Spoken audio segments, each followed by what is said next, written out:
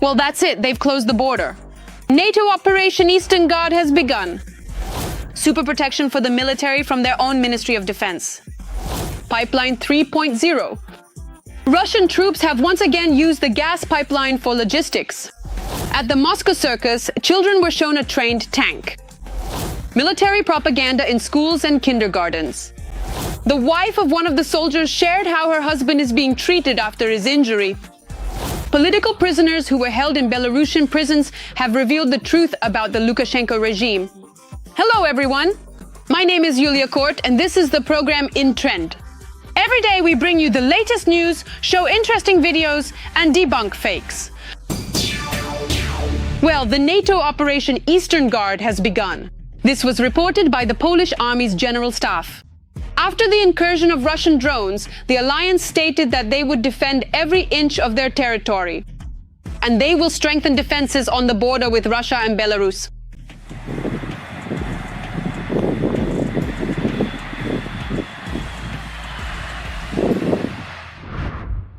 At the Moscow circus, children were shown a trained tank act. This insane country doesn't even realize how far gone it is in the head.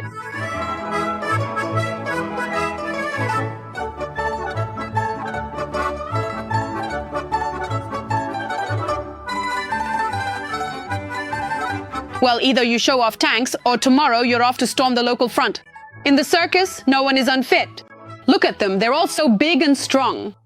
Ready for the front lines right now. That's how Putin's death machine works. But that's exactly who they're waiting for there. And then they'll come back and start changing Russia for the better. Look, see, this one has already started. Santya, you're fighting over there. Don't stand there. Could you please wait for just a moment while I quickly make sure everything is ready? I appreciate your patience and will be with you as soon as possible. Thank you for waiting. I'm fighting over there, damn it. What? Right here with me. Damn, I'm telling you. You need to show who this guy is. Excuse me, step aside. Well, here we are, the warriors. Who are we supposed to fight? Our own. You'll drink, you'll drink. And can you tell what kind of warrior you are? Shut up, it's obvious just by looking at you. But for some reason, honest people don't sense him and don't give up their seat. On the contrary, they curse him. But what about the heroes, they said? Oh, and who is that? They don't really look like miners from Donbas, and after all, aren't we brothers or one people? Well then, so help me figure it out. Who is fighting for Russia in Donbas?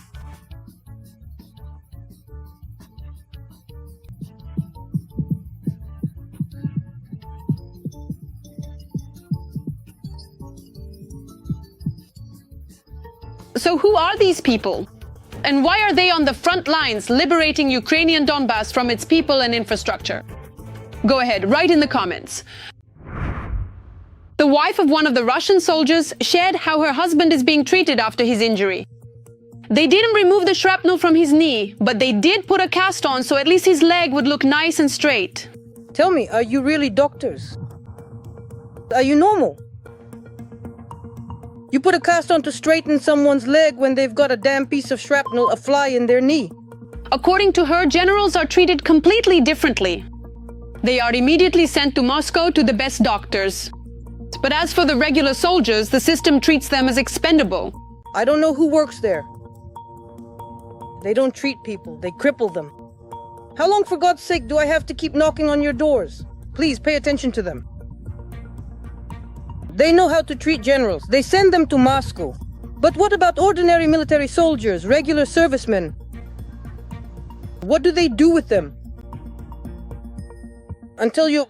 God, comrades, medics of the 39th Mindom, until you take the shrapnel out of the knee, until you straighten that leg, right? You should put a cast on your whole head, for fuck's sake.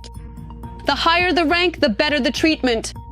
The rest can only hope for a miracle. Oh, what's that? This is a type of tuning we all know well by now.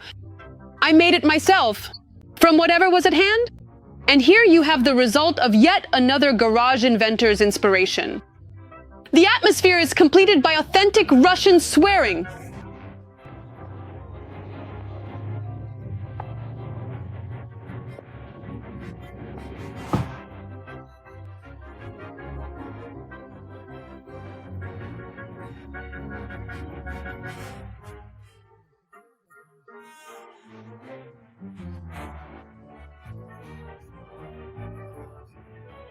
Well, now we just have to wait for the sequel. Surely our military already knows how to deal with this technical marvel. And in this video, the occupiers decided to test the super protection from their own Ministry of Defense. The result was impressive. Take a look. These are the helmets that were handed out to the soldiers at the front. Look, here, they're handing out helmets. Fucking amazing. A billiard ball. You need to take off the cover to make it more comfortable. The Russian army. Look at this, damn. One, fuck. 2, 3, 4. Yeah, go ahead. Well, right here. There isn't any. Try mine. Well, fuck it. Look, 545, I shot through it today. The Russian army, healthy, alive, the bullet went straight through, fuck. It even tore it off. It tore off from the ricochet. I came to tie it up with a knot. So you can't even dream about stopping bullets or shrapnel with this. Really, this isn't a helmet, but more like a prop for shooting movies about the mighty army they love to film so much in Russia. Well, what do you think? Write your thoughts in the comments. And don't forget to like this video and be sure to subscribe so you don't miss anything interesting. Pipe 3.0. Russian troops have once again used a gas pipeline for logistics near Kupiansk. There was already a case of using such communications in the Avdiivka area and then near Sudzha. We're riding inside the pipe. The guys are up ahead. We're pushing each other on carts. On carts. Here's the pipe. 4 kilometers. The pipe is that long. To the positions, everyone.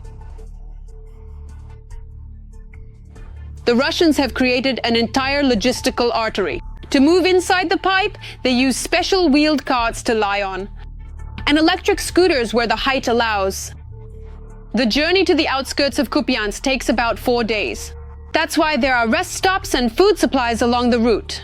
Unlike in Sudzha and Avdiivka, where the Russians used the pipe to get behind Ukrainian forces, the situation in Kupiansk is different. The pipe doesn't lead to the rear of the AFU, but to a village already controlled by the Russians.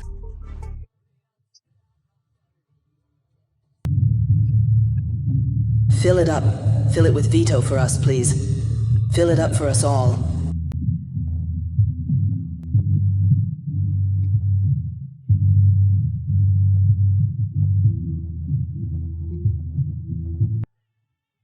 Every voice matters. Join our community, support independent journalism and help us bring you the truth from Ukraine. Become a member of Ukraine Today. Join us now. Well, considering the terrible consequences of the Tsudzhanskaya pipe, one can only guess what will happen here. Lung diseases, including cancer, have already been confirmed in stormtrooper trumpeters. Here's another important piece of news that you can't miss today. Ukrainian drones struck the Novofimsk oil refinery in Bashkiria, which is 1,500 kilometers from Ukraine. At the same time, this information is being denied in Russia. The Bashkiria Ministry of Emergency Situations claims that the fire was related to a technological process. Meanwhile, social media channels are publishing videos showing a drone hitting the plant. Later, the head of Bashkiria, Kabirov, also confirmed the drone strike on the facility. He says there were no fatalities or injuries, but a large fire broke out at the site.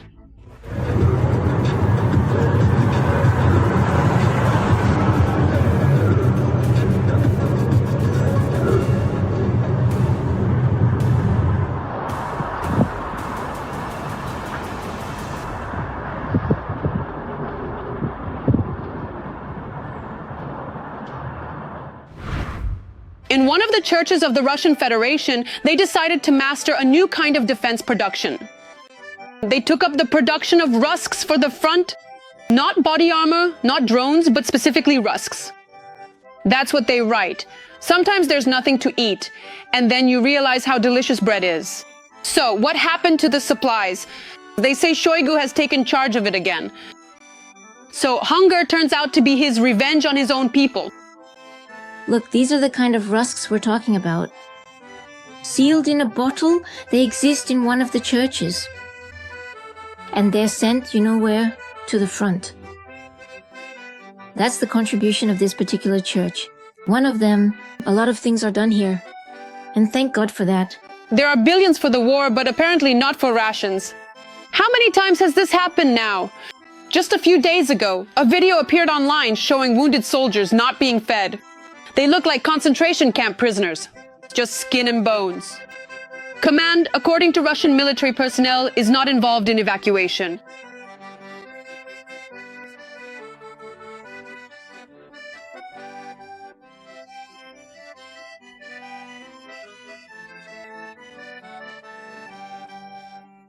Here we have a man sitting.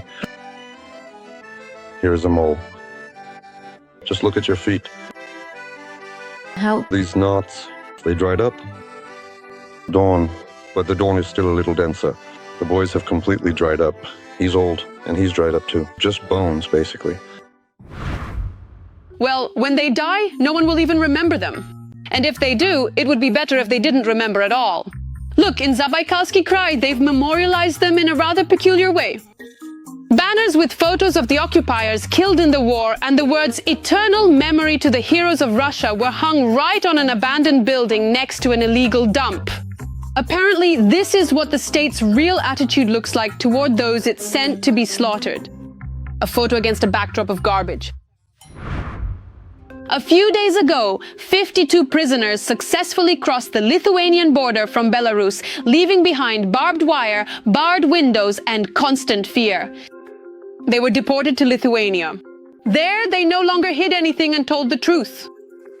They compared the conditions of their imprisonment to medieval torture.